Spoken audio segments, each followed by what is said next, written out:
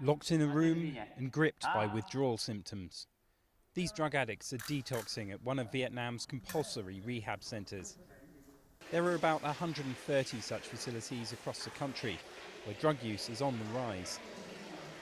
Critics brand them glorified prisons, but they are widely supported in Vietnam, even by addicts. In the past, when I didn't take any heroin, I felt very uncomfortable. My limbs were so weak. But 2 weeks after I came to this centre and went through withdrawal, then I felt much better. Some users are picked up and sent here by police, others by relatives. Between 2014 and 2016, the centres treated more than 65,000 people.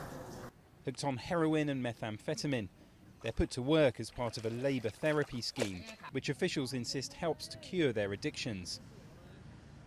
But relapse rates are as high as 80%, and rights groups say they are held against their will.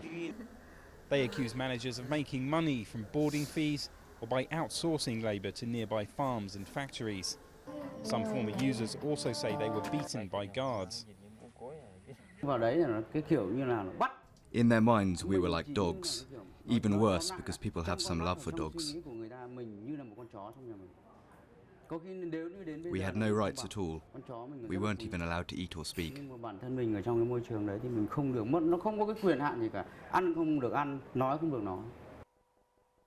The government has started to reform the centres and offer different treatment models.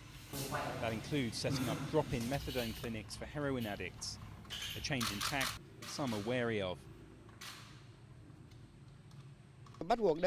The compulsory rehab model is for addicts who have criminal records or are heavily addicted to synthetic drugs and have mental issues.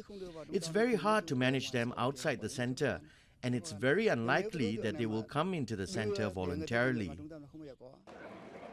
For now, these rehab centres are still the main option for Vietnam's growing number of drug addicts.